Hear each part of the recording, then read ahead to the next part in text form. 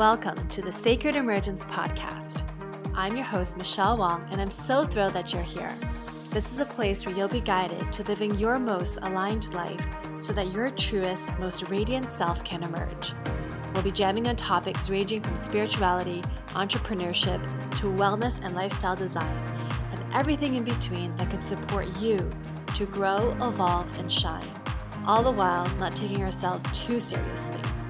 So if you're ready to step into your leadership, break through limiting beliefs, own all of who you are, and expand in abundance, grab yourself your faith cup of tea and let's dive in. Hello. In this week's episode, I had the pleasure of talking to my dear friend, Nicole Syverson, and her and I talked about money as medicine and her experience. And Nicole is such a beautiful soul. Her bio: Nicole is a somatic and sensual healer for women who want to feel like walking magic, medicine, and money. She teaches women how to achieve quantum shift healing in their life and business. Nicole teaches women how to use their body and emotions to support women increasing emotional intelligence, experiencing sensual liberation, and designing life with desire.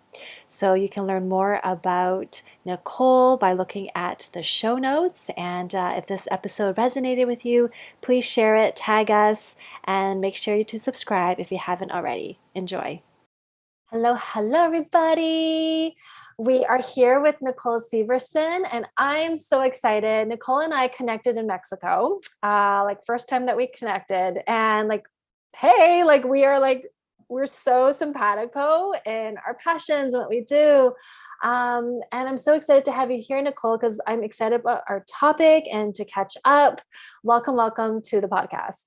Thank you. Yeah, I love that we met at like a ladies' brunch. It was like an expat business group, and we, out of like 20 or 30 people, sat next to each other, and then we started being like, oh wait, we know like a lot of the same like people in the industry and stuff like that. So it was really fun coincidence, quote unquote, how we met and the synchronicities of that. So it was so fun, and I'm so happy to be here with you. Yay, I know. And we've been like connecting ever since. So it's just like, it's been fun just watching, like following you online. And I love it. We're going to be talking about money today, money as medicine, which I love talking about money. So like anything related to money, it's like always something juicy for me. So I'm excited to dive in. And yeah, why don't we just do it now? So money as medicine, tell me more about that. Yeah, absolutely. So something that I learned and heard for the first time from one of my first business coaches, Gina DeVee, she used to say, and I'm sure she still says it, but she used to say, money is the greatest teacher you will ever have, or one of the greatest teachers you will ever have. And I remember that really stuck with me, and I was like, yeah, totally. But then as the years went on, and especially as a business owner and entrepreneur, and having a totally different relationship with money than you would at just like a normal 9-to-5 job, where I started really seeing where money is my greatest teacher, because not only is it the only other lifelong relationship I will have outside of the one with myself and with Source, it's the only real lifelong relationship that we have outside of that.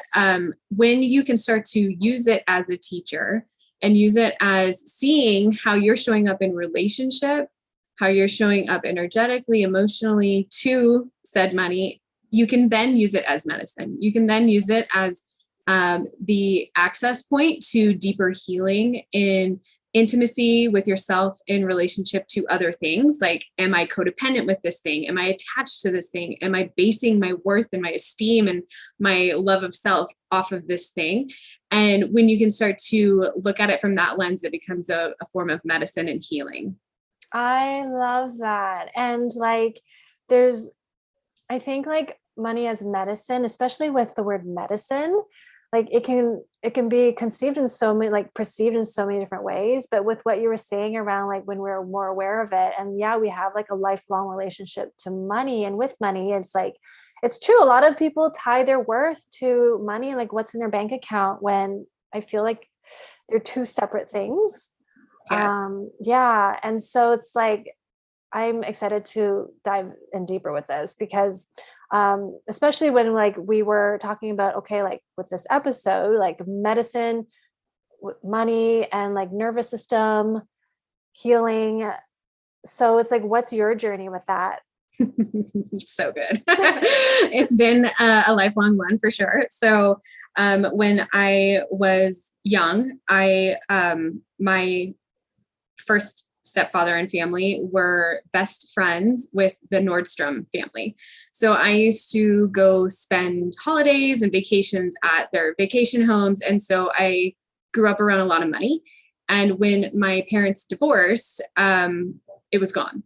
So, and then when my mom remarried, my now stepfather, he became a millionaire when I was in high school. And I actually didn't even know that until recently. I just knew he came into a lot of money. They never said how much money. It was just like, oh God, we sold this business and like came in the money and all the things. But it was kind of like removed, like nothing really changed in our life, but it was like this money came in kind of a thing. And so I formed a lot of my worth around money because I was either shown love through financial or like material things versus emotional love in respect to those relationships. And then later in life, about 5 years ago, I lost all of my money. So I was in a 5-year relationship. We had bought a car together. I was living in Seattle at the time and we broke up. We decided that he was going to take the car. He was going to pay me out for it. And I decided to move to LA. I would sit and meditate and be like, okay, like I knew I didn't want to stay in Seattle. I'd lived there before. I hate the winters there. I love Seattle, but I hate the winters and they're like 8 months long, as you know. And for me, it's just really hard. I get the seasonal affective disorder, all of that. So I would be meditating and I'd be like, where do you want me? And LA kept popping up and I was like, cringy, like, bleh, like I'd never been there. But, you know, in the Pacific Northwest, we have a lot of judgment around California people and, you know, LA and the smog and blah, blah, blah. So I was like, ew, really? And then it kept happening every time I'd sit down and meditate. And I was like, fine, fuck it. I'm going to go check out LA. So I drug my best friend with me to go on a week vacation. We had the time of our lives. We moved there like 8 months later, 6 to 8 months later. Upon moving to LA, it took me 6 months to find a restaurant job because at the time that's what I was doing. It's before I took my coaching, before I started coaching online. It took me 6 months to find a job. So I burned through all of my savings to like deposit first month, last month rent and groceries and gas to get around. I blew through all of my savings because I only thought it would take me like a month or two because there's so many restaurants in LA, right? But every other transient actor, creative, whatever works at restaurants. So FYI, if you ever move to LA, please get a job before you go or have it lined up because it could take you a long time to get a job. Anyway, so I lost all of my money. I was supposed to be getting paid out for the car. My ex had owed me like $5,000 or something, and he got in a car accident, totaled the car. So the money was gone. And then when I finally did get a job at a restaurant, my stepfather had to go in for immediate brain surgery because he had a benign tumor that was causing issues. So he went to get checked and they're like, oh, we need to remove this thing like right now. So I had to fly back up for that. Thankfully he's fine, like miracle fine. He came out like very unexpectedly well for like where it was and all the things. And then a few months later, my uncle passed away and I couldn't fly back to his funeral because I couldn't afford it. And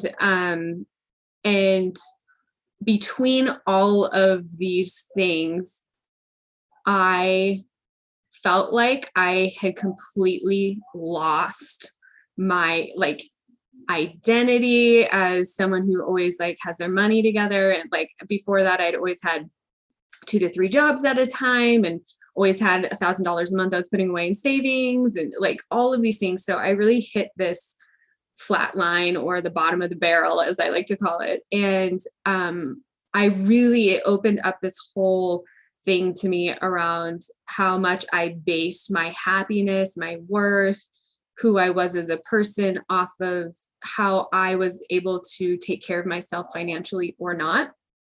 And when I started business coaching with Gina DeVee, I was paying more in the program than I was in rent. Like I was like, I'm going all in, putting all my money in on me. Right. So I was like, I'm going all in. And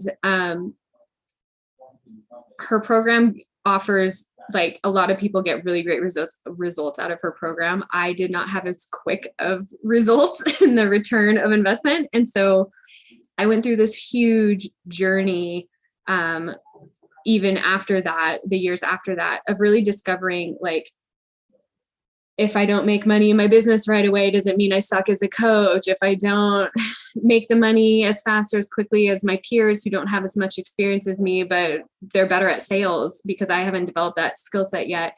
I had all this stuff, that all these meanings, all these stories, all these things that kept coming up around money. And really just every time something would come up, it would be that whole process of, discovering, like, oh, this is a meaning I'm making. And it doesn't actually mean I'm bad with money. It just means that there's just these things that I'm learning about it right now. And I took courses of other women who, teach about money and healing and different things. And what I really came to find to be true is that, even if you're really good with money, there's always going to be stuff that happens in life that, whether you're scaling and you're making more money than you could have ever dreamed of, and what that brings up in someone around, people are going to come try and take it, or I need to spend it, or what am I supposed to do with all this money, or I feel greedy, or whatever. Or when you're in the place where all you're thinking about is how much you need money, and it's just in that place of lack and feels like you don't have control, or you don't know what you're doing, or all of those things. And just seeing how closely my own, not even so much my identity, but my sense of power, my sense of inner power, of choice, of opportunities, of getting to have that freedom of taking care of myself, and all of the things that has brought up. So I would say it's an ongoing journey. I'm definitely still learning, and also really seeing where, a lot in the industry where it's talking about, like, being in the vibe of money, and you have to be high vibe all the time in order to, like, be in alignment and currency and all of this stuff. And it's like, or you just suck at sales and you need to learn sales, or you need to switch something in your program in order for it to make sense for people to actually understand that the result that they're getting. And so a lot of these, just see so many women beating themselves up for having some messed up money story, when really it's a skill set thing, versus them being bad with money or not able to manifest it. It's like, maybe it's just a skill set that you haven't learned yet. And so my passion is really applying everything that I've learned in my own journey with that, around really understanding that around money, and how I used to make it mean so much about my abilities, my confidence, my self-esteem, my ability to feel like I could take care of myself and not have to ask people for help, because that was a big wound for me, around never asking people for money or help, whether it was a credit card or loans, or asking family, like feeling like that was like a big no-no in my family growing up, that you just don't do. And then also seeing where the skill set piece around service and sales and different things, and how they apply differently in different, like going into a 9-to-5 job and knowing you have that reliable, consistent thing is so different than being an entrepreneur or creative, even when you're creating something and you don't know how it's going to be received by people. And so getting into this healing aspect and using my background in trauma healing, body work, sensuality, and teaching you, like, you get to use these things and apply it towards your relationship to money. So you stop making that mean something about you. You stop focusing on it so much, and you actually, like, lean into where you are powerful and to where you are confident and capable. And lean into those and start applying that. And then the money comes in naturally. Because when you stop focusing on what you don't have, right, it's no different than being in a relationship and dating. If you're like super needy and clingy and you're like, I just want to be in love, and you're coming at every guy like that, it's like repellent. And it is similar with money as well. It's a relationship. So that's the biggest thing, is healing this relationship and not having it be the core of your confidence or the core of your worth. And and I would again say it's been an ongoing learning experience for me, and just equipping other women with these tools that they can apply really to any other area of their life, but really seeing how they can use this like fucked up money story to actually become more powerful, and to stop basing their power on that, because they are very intertwined, right? When you have money, you have more choices, you have more influence, you have more power in that sense. And if it's based on an empty foundation where you're not feeling that unless you have that, that's where we work on that. So I love all of that. Like, that is so good. And I can so relate to like I feel like we live in a culture of instant gratification. And if it doesn't happen immediately, then there's something wrong with us. And it's so easy to fall in that. If it's like, oh shit, like I do need money, and shoot, it's not working, I suck. It's like this suddenly, like our mind can go there. And it's like, no, I love what you said. It's like, well, maybe I'm just not really, I don't have the skills yet of marketing and sales. And I just need to learn that. And it's going to take time. I remember like years ago, this is like kind of like on a tangent, not money, but I was at this adult camp, like adult is for 18 and older. And we were learning archery. And this one woman was so hard on herself. And I've never done archery in my life. So I'm like, I don't expect to hit the target. But she was so hard on herself, and she's never done it. She never had done it either. And it's just like, why do we do this to ourselves, especially as women? So I'm so glad you brought that up, because money, it's like, money does equate to power because it does give us more options. And I just love what you're saying of like, yeah, it can give us more power, but not to identify with, if we don't have money, it doesn't mean that we're not powerful people. right. And there's so much of a generational wound around this for women specifically, because we were not even allowed to have our own bank accounts without a male signature until 1974.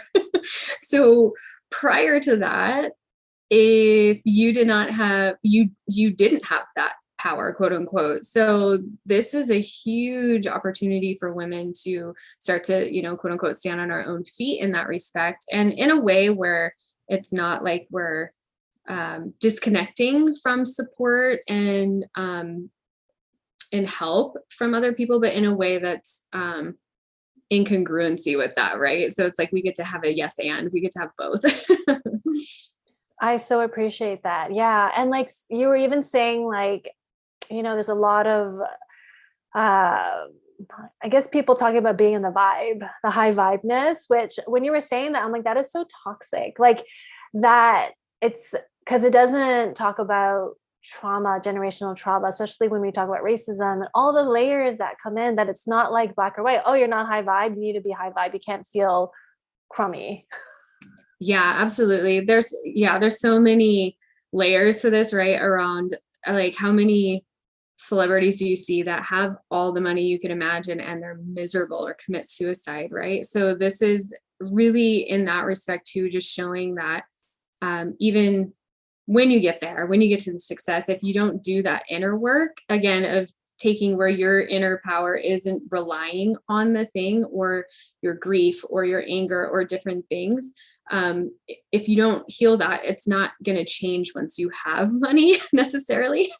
You might have the money to then go get the personal development, but there's so many layers with that. And then in the generational or racial trauma that goes around money, as far as wealth, as it gets moved through generations, if you've had that interrupted, how that affects you and the opportunities you have later, and then having to go again with the skill set, learn those things, which some people don't get access to those until much later due to that. And again, where it cuts off our access to education, especially for women, we still see this around the world where they're still not, able to learn how to read and not given that access. And And again, it's a skill set thing too. And, but it's also why all of this is why it's so important for women specifically to really heal this relationship, because when we have that financial power, we do very different things with money than men do. And it allows us more access and to show other women what's possible. But yeah, there's so much healing in this, again, as it is a relationship. And depending on, like with anything, depending generationally on what has been taught in your family, what you've experienced, what's been passed down, there's different healing layers to that. Absolutely. Yeah. So I'm curious, like for your journey, I mean, yeah, it's like I think we all go through this journey. And I love what you said. Like, even when people are like making a lot of money, there's still, if they can't really like land it in their body, it can still feel very disconnected. Um, if you're open to sharing just for your own journey of like your healing process of like how you've healed and transpired, if that's the right word, just your own path with money. Yeah, absolutely. So this is a funny example that I have. But when I first started coaching, the program that the program and coach that I bought into was all about like 6 months to 10, or yeah, 6 months to 10K months kind of a thing. And I was so like, I have to make 10K months in my business. And that means that's the marker of being successful. And it means I'm finally a real coach, or, like all of the things that come up in your head when you're going for that. And in the first year that did not happen. And I was laughing because I was like, I don't understand why I act like I've never done this before, because in the past I had actually went and it was like 12 years ago or something, or I forget how long it was, years ago, a decade ago or so.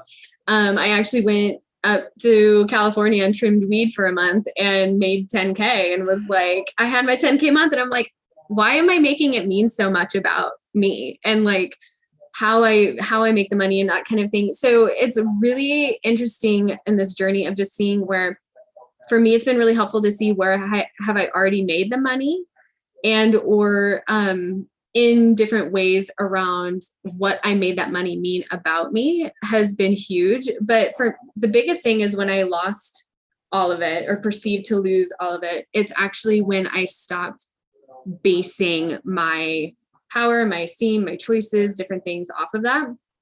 And it's been a learning curve. Like it's, I would say I'm still a work in progress on that. And what I have noticed is that the less I attach to how much is going to come into my business and those different things, it's really getting to the core of, why am I doing this? How am I serving? What skill sets do I need to improve? And knowing that the money is going to come, like it's in that respect, I can go make I know how to make money. It's not basing it off of like, I can only make it from this place. And so it's really just changed the resourcefulness around, not only like the specific dollar amount itself, but also like the abundance and prosperity of, where I have other stuff come in, like somebody will gift me something, or, I have fresh water, or like really getting into the abundance of having people in my network reach out to me and offer me jobs, even if I'm like, no, I don't do that or whatever. Like knowing that there's this resourcefulness around me and in me at all times, versus if I don't make this 10K month, then I'm going to die and like nothing's ever going to work. And I would say I'm still in the rebuilding phase of that.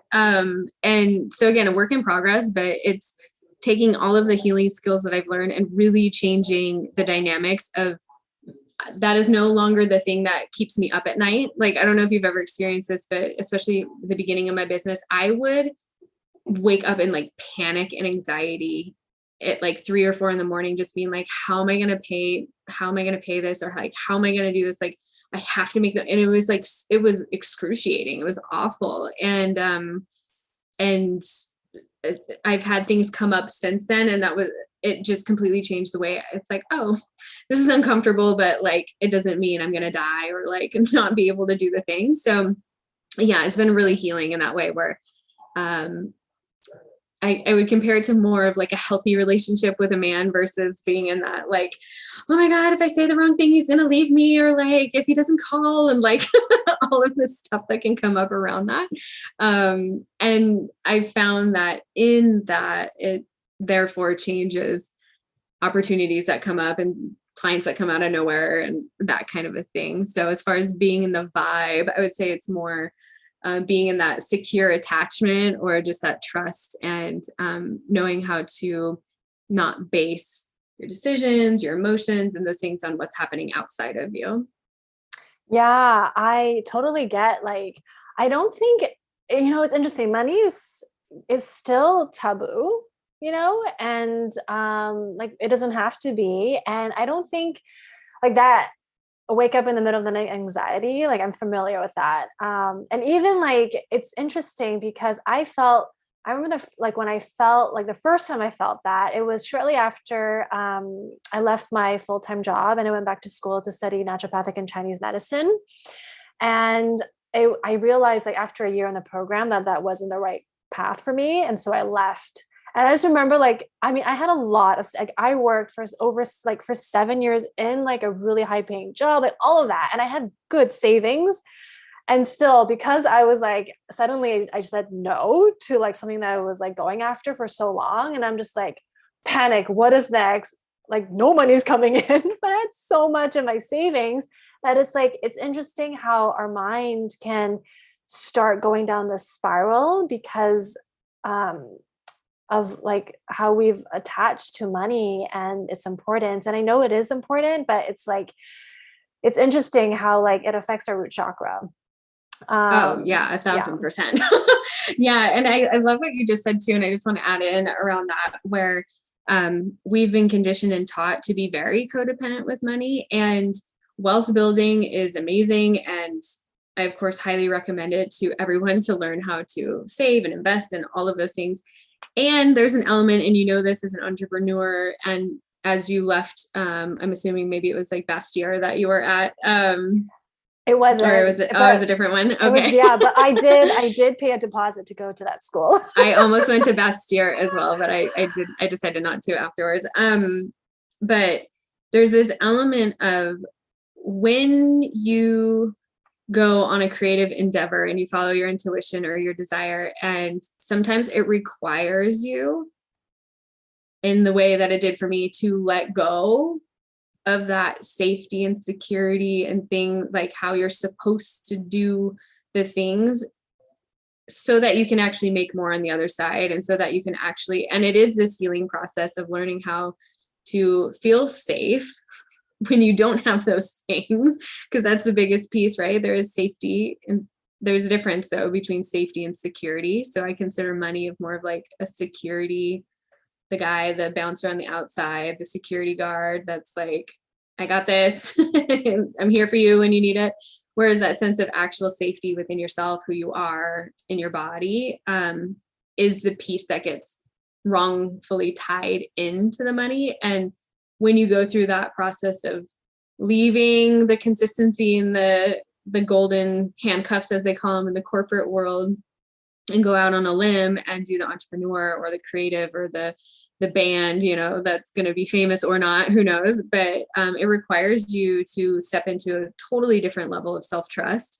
And sometimes it gets uncomfortable and scary, and there is a risk, and you're not promised if it's going to work out or not, but there is an element of also knowing that you can make the money again. You can go, take a side job if you need to, or different things like that. But it's when you've healed your relationship to money, you let go of the reins so much on the attachment to it having to look a certain way, to having it be the white picket fence and you work the same job your whole life, and like this whole thing where it actually gives you the freedom to follow your intuition and to fuck up and to know that you can rebuild. And sometimes you have to lose everything to then come back and make more. So there is really a huge piece of self-trust that comes with this as well.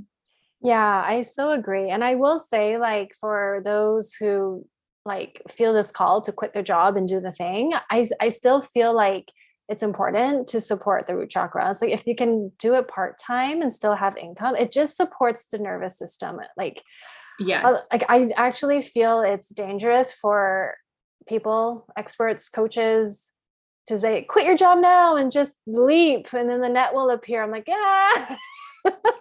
You're like, this is terrible advice. Yeah. I agree with you. And I think it's a mixed bag. I think there are a lot of coaches that are like, why would you need to go get another job? And you get the wishful thinking and the hopeful thinking of people that are like, yeah, I got this. Like I had a job while I was building mine, for my business. But yeah, if someone had just been like, just quit your job, I'd be like, you're crazy. Like that's not going to happen. So yeah, I totally agree that having a side gig, having something supporting you or a loan or whatever the thing is that can help support you while you're building up that consistency or skill set or whatever the thing is in your business or creative endeavor is definitely more empowering and supportive than if you were to just not and be like, what the fuck do I do now? Kind of a thing. Yeah. I also feel like I think it depends on like each person. And this is where self-trust and knowing oneself is so important, because it's like for some people, their amount of risk tolerance is high. Like my business strategist, she was saying how like for her, if she only has around like 500 left in her account, that's when she starts to get a little panicky versus like her partner would be like she like needing 10K, and I'm just like, Yeah. okay, in that case, I'm way more risk averse than my business coach. Yeah, absolutely. And yeah, that reminds me of a friend of mine that if she has below like 5K and just her like regular checking, she starts panicking. And I'm like, oh wow, like I think that's amusing. And there's different set points, and you can actually learn how to build those up within yourself to where you don't allow yourself to go below a certain amount. I think that's wonderful too. And sometimes you need that, depending on the person, like you said, it's self-trust and it's knowing yourself of, how much you're willing. It's really like a standard for yourself too. But how much you're willing to like go in on it. And yeah, but I think to what you were speaking to prior to this around just not self-inducing that, thinking that's going to be the thing that gets you the result Right. versus going all in and also having the support, I think is very important. Yeah, definitely. If it's like family or partner or a loan that you were saying, or having a job, something that can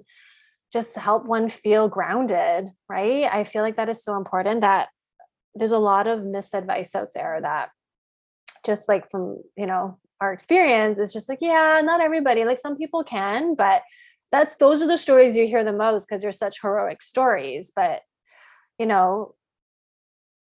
I think it's important to be responsible.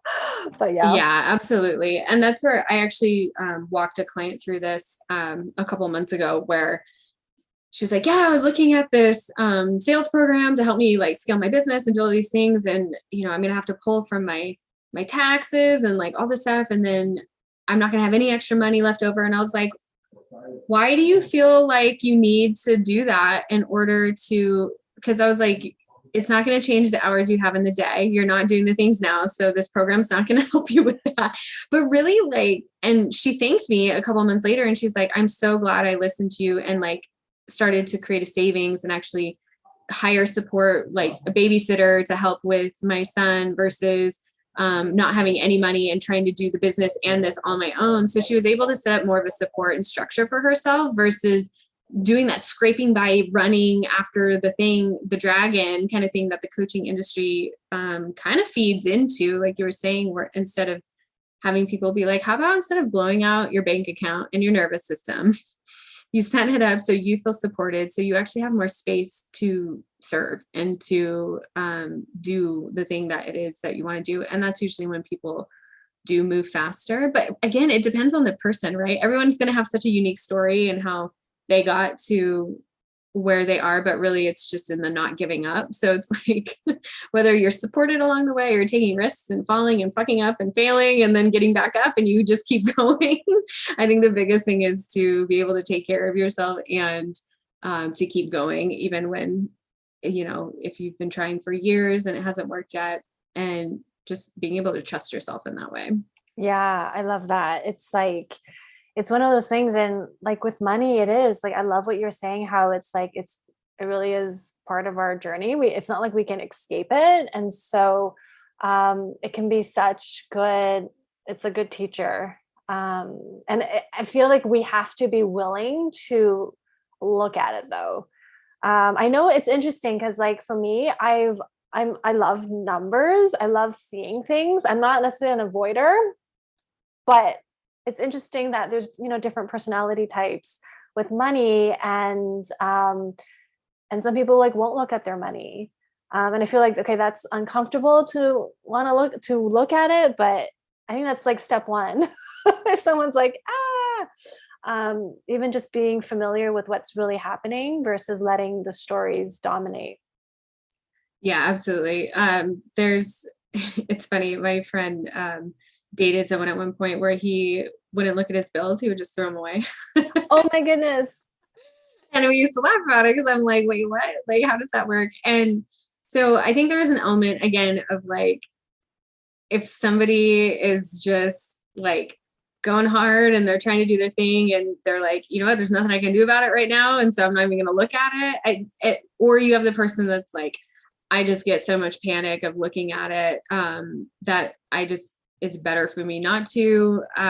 Of course, it is better in the long run to know your numbers and all of those things and be able to budget and plan and do all of that. And again, this really comes into what you've been taught around, it's not just money mindset, but also like if you're used to working a 9 to 5 and you have a certain amount that you make and you budget it out, like Dave Ramsey tells you to do, not buy the latte if you don't have the money. And like Oprah's like, don't tip your waiters if you go out and you can't afford it, just give your waiters less. I was kind of mad about that because I was like, Did she really say that? Years ago, she was like, this is how you can save money. If you go out to eat, you can just tip your waiters less. I'm like, excuse me, like tell them to go through a drive-through. Like, come on.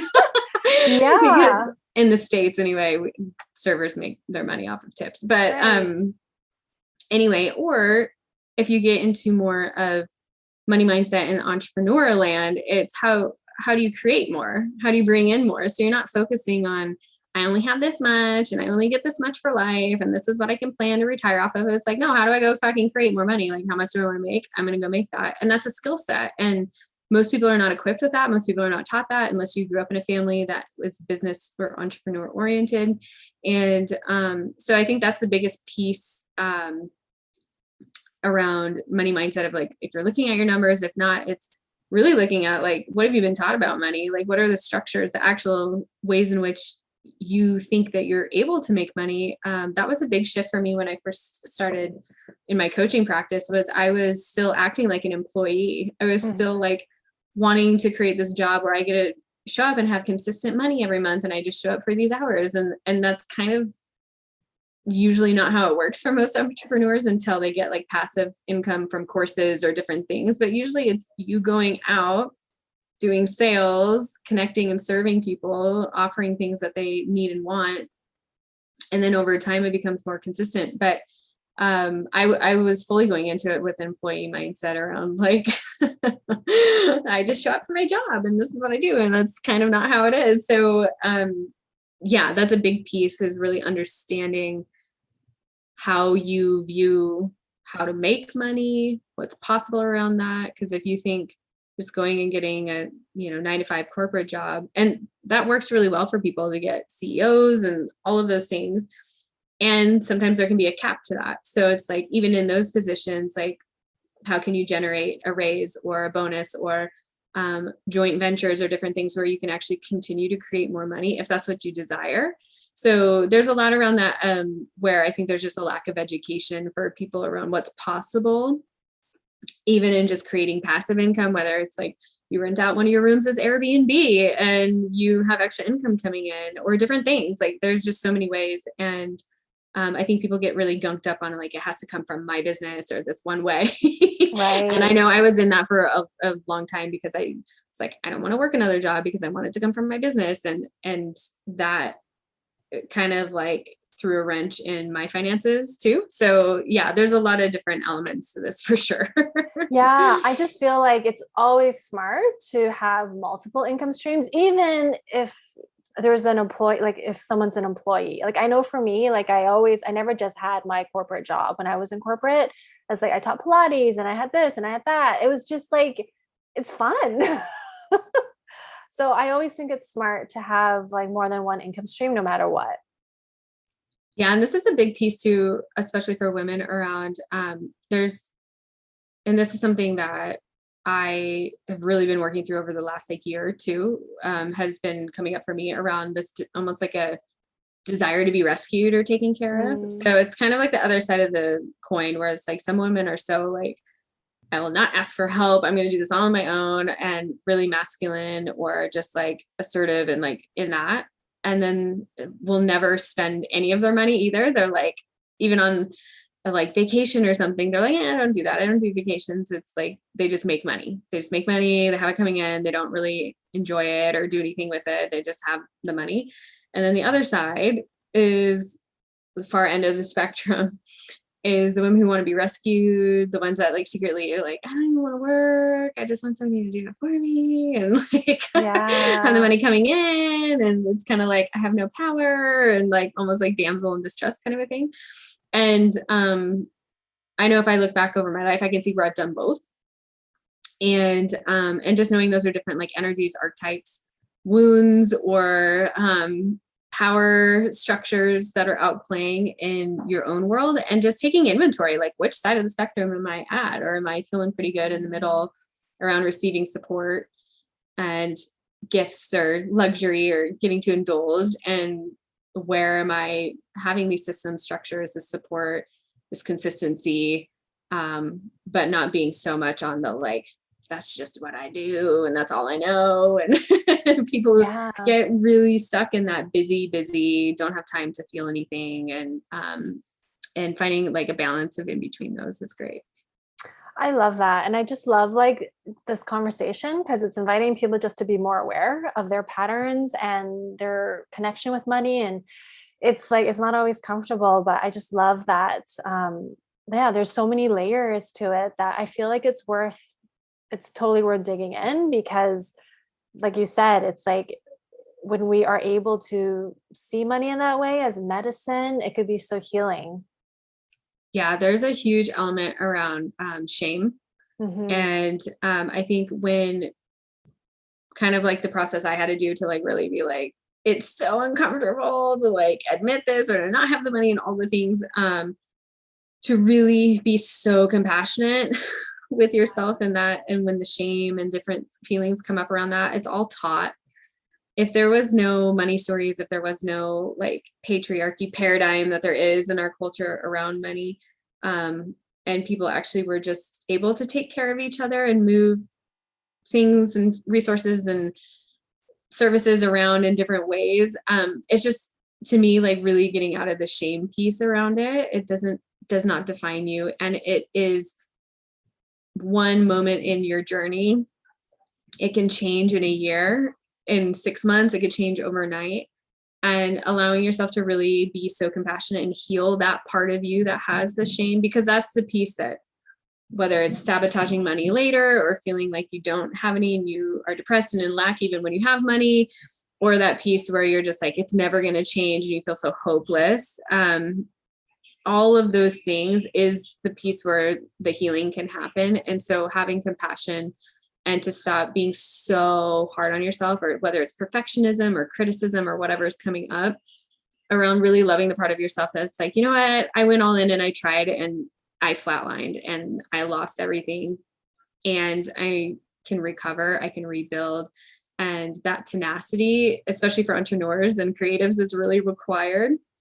I love a story about Lizzo. I follow Lizzo on TikTok and she talks about her when she had like negative, however much in her bank account, and she was performing at some like dive bar in the middle of like Ohio or something. She didn't even know how she was like, I didn't even have money for gas or like whatever. And she kept going, and she didn't let it mean anything about her as an artist or anything. And I know a lot of like singers and artists, entrepreneurs, coaches go through moments like that, but there is this element of if you can really just be with yourself and be like, this is just where I'm at right now, and not make it mean you aren't capable or you aren't going to get it in the future and all of that, and just keep with it and be super compassionate and understanding with yourself. It completely changes your relationship to money, and seeing it as a moment in time versus who you are. And I think that's a huge piece. Yeah. Is just getting out of the shame and like, you should have done better. You should have known better. You knew better. Like all of that stuff. Right. It's just not helpful. And it's no different than any other relationship, right? Where it's like, if you had just got out of a bad relationship and it's like, I knew better. It's like, it's not helping you heal, and it's not helping you change it for the future when you come at it from that place. This topic is such a, like, we can talk about this for hours because it's huge, like our connection to money. But I would love to hear for like people who want to learn more, connect with you, and like how can they follow you? Yeah, absolutely. So my website is NicoleSyverson.com. My last name is Norwegian. It is Syverson. And it's the same on my socials. So any Instagram, Facebook, I think even on TikTok, it'll be at Nicole_Syverson. And then right now, I don't currently in this moment have any group programs. However, I do have a 5-day online retreat. So you can do it from anywhere in the world. And it walks you through a retreat experience where you get to deep dive into whatever pattern or thing that is coming up for you in the moment to really heal that and move through it in a 5-day transformational space. And then I also have a one-to-one experience that is a year-long transformational journey around walking into and becoming a prosperous woman. So it's called the Prosperity Portal.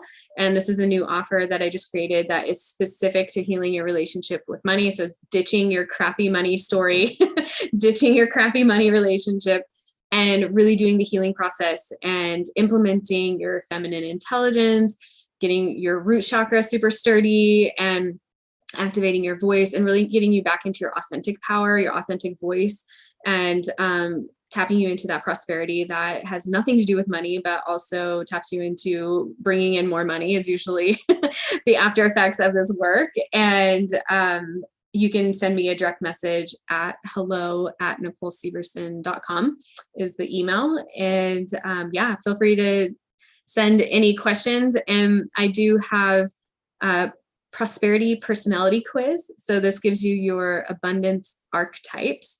And it's a fun little quiz to see like where you're at in your money story and next steps to help you step into living more abundantly and healing your relationship to money. Oh, I love that. Okay, so everybody go check out Nicole's work. She is incredible. And please tag us and share this episode, share us in your stories. We will love to share that as well. Thank you so much, Nicole. I love you so much. And this is such a powerful conversation. So I am excited for everyone to be listening in. Yeah, thank you for having me. It was a pleasure. I always love chatting with you. And yeah, thank you. It was a pleasure. Yay. Okay, all the links are in show notes, and see you all soon, everybody. Thank you. To help you feel more supported and nourished in your body and nervous system, you're invited to download the free I Am Supported meditation in the show notes. May you feel grounded in who you are as you become the fullest expression of yourself. Thank you for listening to the Sacred Emergence podcast. Make sure you subscribe so you don't miss an episode, and thank you in advance for sharing with those who can benefit. Until next time.